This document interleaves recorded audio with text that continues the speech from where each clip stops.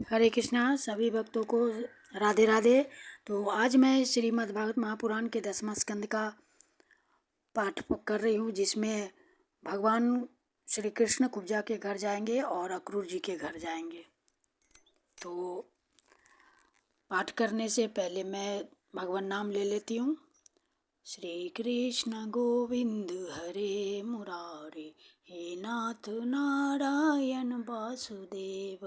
श्री कृष्ण गोविंद हरे मुरारे, हे नाथ नारायण वासुदेव।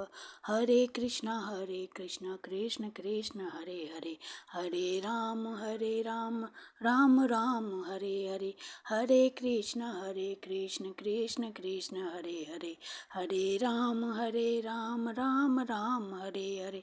हरे कृष्ण कृष्ण कृष्ण हरे हरे, हरे राम राम राम हरे हरे। गोविंद बोलो हरि गोपाल बोलो, राधा रमन हरि गोविंद बोलो। गोविंद बोलो हरि गोपाल बोलो, राधा रमन हरि गोविंद बोलो।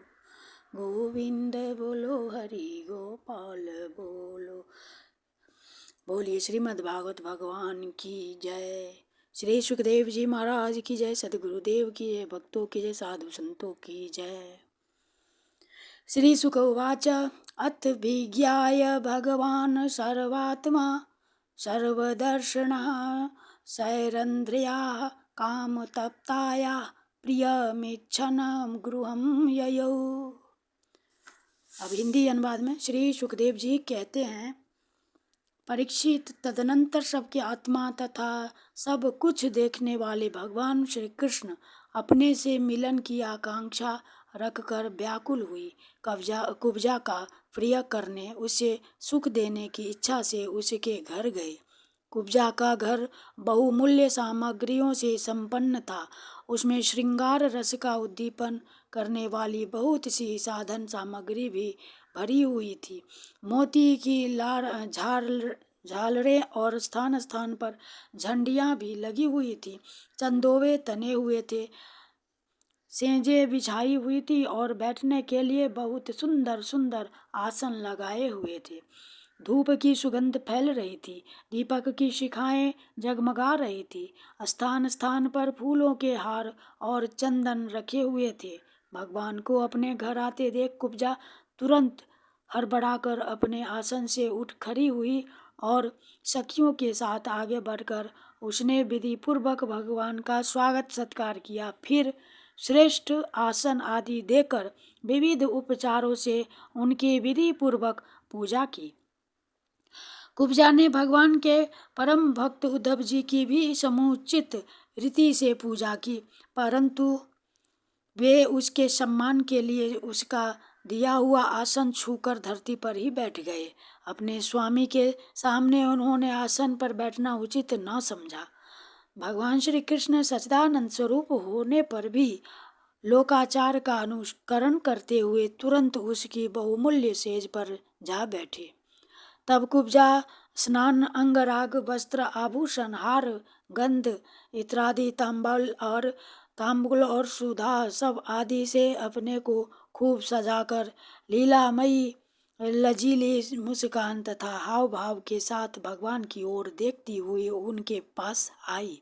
कुब्जा नवीन मिलन के संकोच से कुछ झिझक रही थी। तब श्याम सुंदर श्री कृष्ण ने उसे अपने पास बुला लिया और उसकी कंगन से सुशोभित कलाई पकड़कर अपने पास बैठा लिया और उसके साथ क्रीड़ा करने लगे। परीक्षित, कुब्जा ने इस जन्म में केवल भगवान को अंगराग अर्पित किया था।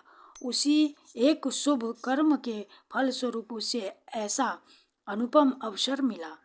कुब्जा भगवान श्री कृष्ण के चरणों को अपने काम संतप्त हृदय, वक्षस्थल और नेत्रों पर रखकर उनकी दिव्य सुगंध लेने लगी और इस प्रकार उसने अपने हृदय की सारी आधी व्याधि शांत कर ली।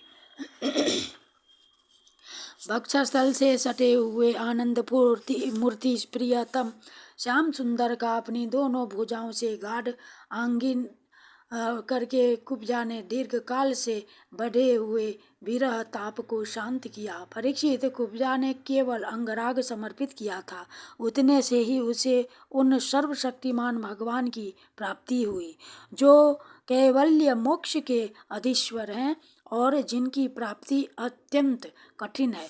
परंतु उस दुर्भगा ने उन्हें प्राप्त करके भी ब्रज गोपियों की भांति सेवा न मांगकर यही मांगा, प्रियतम, आप कुछ दिन यहीं रहकर मेरे साथ क्रीड़ा कीजिए, क्योंकि हे कमल नयन, मुझसे आपका साथ नहीं छोड़ा जाता।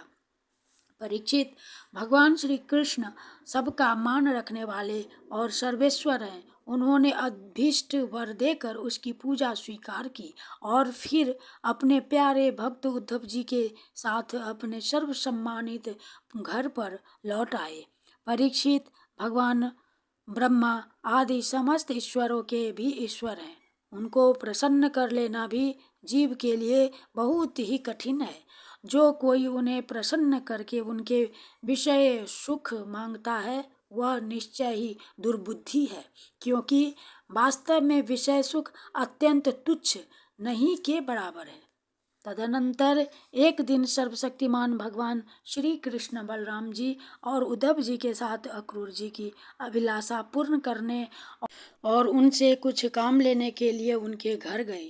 अक्रूर जी ने दूर से ही देख लिया कि हमारे परम बंधु मनुष्य लोक शिरोमणि भगवान श्री कृष्ण और बलराम जी आदि पधार रहे हैं। वे तुरंत उठकर आगे गए तथा आनंद से भरकर उनका अभिनंदन और आलिंगन किया।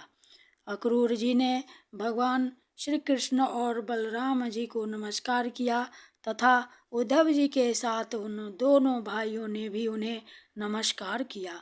जब सब लोग आराम से आसनों पर बैठ गए, तब अक्रूर जी उन लोगों की विधिवत पूजा करने लगे। परीक्षित, उन्होंने पहले भगवान के चरण धोकर चरणोदक सिर पर धारण किया और फिर अनेकों प्रकार की पूजा सामग्री, दिव्य वस्त्र, गंध, माला और श्रेष्ठ आभूषणों से उनका पूजन किया। सिर झुकाकर उन्हें प्रणाम किया और उनके चरणों को अपनी गोद में लेकर दबाने लगे। उसी समय उन्होंने विनयावनत होकर भगवान श्री कृष्ण और बलराम जी से कहा, भगवान, यह बड़े ही आनंद और सौभाग्य की बात है कि पापी कंस अपने अनुयायियों के साथ मारा गया। उसे मारकर आप दोनों ने यदुवंश को बहुत बड़े संकट से बचा लिया है तथा उन्नत और समृद्ध किया है। आप दोनों जगत के कारण और जगत गुरु आदि पुरुष हैं। आपके अतिरिक्त और कोई वस्तु नहीं है, न कारण और न तो कार्य। परमात्मान, आपने ही अपनी शक्ति से इसकी रचना की है और आप ही अपनी काल, माया आदि शक्तियों से इसमें प्रविष्ट होकर जितनी भी वस्तुएं देखी और सुनी जाती है उनके रूप में प्रतीत हो रहे हैं। जैसे पृथ्वी आदि कारण तत्वों से ही उनके कार्य स्थावर जंगम शरीर बनते हैं, वे उनमें अनुप्रविष्ट से होकर अनेक रूपों में प्रतीत होते हैं, परंतु वास्तव में वे कारण रूप ही हैं। इसी प्रकार हैं तो केवल आप ही, परंतु अपने कार्य रूप जगत में स्वेच्छा से अनेक रूपों में प्रतीत होते हैं। यह भी आपकी एक लीला ही है। प्रभु, आप रजोगुण, सत्वगुण और तमोगुण रूप अपनी शक्तियों से क्रमशः जगत की रचना, पालन और संहार करते हैं, किंतु आप उन गुणों से अथवा उनके द्वारा होने वाले कर्मों से बंधन में नहीं पड़ते, क्योंकि आप शुद्ध ज्ञान स्वरूप हैं। ऐसी स्थिति में आपके लिए बंधन का कारण ही क्या हो सकता है। प्रभु, स्वयं आत्म वस्तु में स्थूल देह, सूक्ष्म देह आदि उपाधियां न हो, न तो उसमें जन्म मृत्यु है और न किसी प्रकार का भेदभाव। यही कारण है कि न आप में बंधन है और न मोक्ष। आप में अपने अपने अभिप्राय के अनुसार बंधन या मोक्ष की जो कुछ कल्पना होती है, उसका कारण केवल हमारा अविवेक ही है। आपने जगत के कल्याण के लिए यह सनातन वेद मार्ग प्रकट किया है। जब जब इसे पाखंड पथ से चलने वाले दुष्टों के द्वारा क्षति पहुंचती है, तब तब आप शुद्ध सत्वमय शरीर ग्रहण करते हैं। प्रभु, वही आप इस समय अपने अंश श्री बलराम जी के साथ पृथ्वी का भार दूर करने के लिए यहाँ वसुदेव जी के घर अवतीर्ण हुए हैं। आप असुरों के अंश को उत्पन्न नाम मात्र के शासकों की 100 अक्षोहिणी सेना का संहार करेंगे और यदुवंश के यश का विस्तार करेंगे। इंद्रियातीत परमात्मन, सारे देवता, पितर, भूत गण और राजा आपकी मूर्ति हैं। आपके चरणों की धोवन गंगा जी तीनों लोकों को पवित्र करती हैं। आप सारे जगत के एकमात्र पिता और शिक्षक हैं। वही आज आप हमारे घर पधारे, इसमें संदेह नहीं कि आज हमारे घर धन्य धन्य हो गए। उनके सौभाग्य की सीमा न रही। प्रभु, आप प्रेमी भक्तों के परम प्रियतम, सत्य वक्ता, अकारण हितु और कृतज्ञ हैं।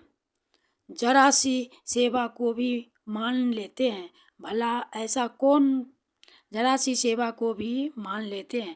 ऐसा कौन बुद्धिमान पुरुष है जो आपको छोड़कर किसी दूसरे की शरण में जाएगा। आप अपना भजन करने वाले प्रेमी भक्त की समस्त अभिलाषाएं पूर्ण कर देते हैं, यहाँ तक कि जिसकी कभी क्षति और वृद्धि नहीं होती, जो एक रस है, अपने उन आत्मा का भी आप दान कर देते हैं।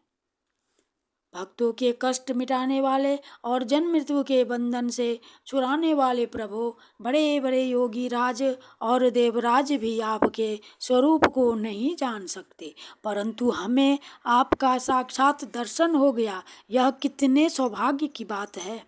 प्रभु, हम स्त्री, पुत्र, धन, स्वजन, गेह और देह आदि के मोह की रस्सी से बंधे हुए हैं। अवश्य ही यह आपकी माया का खेल है। आप कृपा करके इस गाढ़े बंधन को शीघ्र काट दीजिए। श्री सुखदेव जी कहते हैं, परीक्षित, इस प्रकार भक्त अक्रूर जी ने भगवान श्री कृष्ण की पूजा और स्तुति की। इसके बाद भगवान श्री कृष्ण ने मुस्कुराकर अपनी मधुर वाणी से उन्हें मानो मोहित करते हुए कहा। भगवान श्री कृष्ण ने कहा, तात, आप हमारे गुरु, हितोपदेशक और चाचा हैं। हमारे वंश में अत्यंत प्रशंसनीय तथा हमारे सदा के हितैषी हैं। हम तो आपके बालक हैं और सदा ही आपकी रक्षा, पालन और कृपा के पात्र हैं। अपना परम कल्याण चाहने वाले मनुष्यों को आप जैसे परम पूजनीय और महाभाग्यवान संतों की सर्वदा सेवा करनी चाहिए। आप जैसे संत देवताओं से भी बढ़कर हैं, क्योंकि देवताओं में तो स्वार्थ रहता है, परंतु संतों में नहीं। केवल जल के तीर्थ, नदी, सरोवर आदि ही तीर्थ नहीं हैं। केवल मृत्तिका और शिला आदि की बनी हुई मूर्तियां ही देवता नहीं है। चाचा जी, उनकी तो बहुत दिनों तक श्रद्धा से सेवा की जाए तब वे पवित्र करते हैं, परंतु संत पुरुष तो अपने दर्शन मात्र से पवित्र कर देते हैं। चाचा जी, आप हमारे हितैषी सुहृदों में सर्वश्रेष्ठ हैं, इसलिए आप पांडवों का हित करने के लिए तथा उनका कुशल मंगल जानने के लिए हस्तिनापुर जाइए। हमने ऐसा सुना है कि राजा पांडु के मर जाने पर अपनी माता कुंती के साथ युधिष्ठिर आदि पांडव बड़े दुख में पड़ गए थे।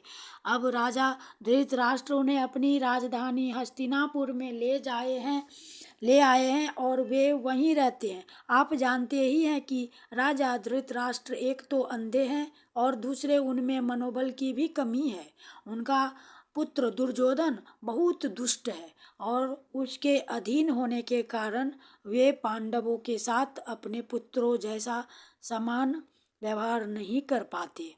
इसलिए आप वहां जाइए और मालूम कीजिए कि उनकी स्थिति अच्छी है या बुरी। आपके द्वारा उनका समाचार जानकर मैं ऐसा उपाय करूंगा जिससे उन सुहृदों को सुख मिले। सर्वशक्तिमान भगवान श्री कृष्ण अक्रूर जी को इस प्रकार आदेश देकर बलराम जी और उद्धव जी के साथ वहां से अपने घर लौट आए। इत्यक्रूरं समादिश्य भगवान् हरिरीश्वरः सङ्कर्षणोद्भाव्यां वै ततः स्वभवनं ययौ। इति श्रीमद्भगवते महापुराणे परमहंस्यां संहितायां दशमस्कन्धे पूर्वार्धे अष्टचत्वारिंशोऽध्यायः। श्रीकृष्णार्पणम् श्रीकृष्णार्पणम् श्रीकृष्णार्पणम्। तब ये अध्याय खत्म हुआ। अब थोड़ा सा कीर्तन कर लेती हूँ। श्री कृष्ण गोविंद हरे मुरारे, हे नाथ नारायण वासुदेव। श्री कृष्ण गोविंद हरे मुरारे, हे नाथ नारायण वासुदेव। पितमात स्वामी सखा हमारे, एकमात स्वामी सखा हमारे, हे नाथ नारायण वासुदेव।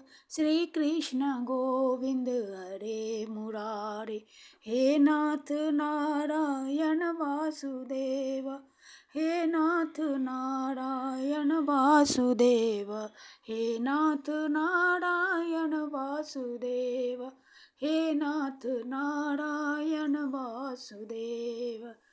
हरे कृष्णा कृष्ण कृष्ण हरे हरे, हरे राम राम राम हरे हरे, हरे कृष्णा कृष्ण कृष्ण हरे हरे, हरे राम राम राम हरे हरे। बोलिए श्री कृष्ण कन्हैया लाल की जय। श्रीमद् भागवत भगवान की जय। सद्गुरु की जय। साधु संतों की जय।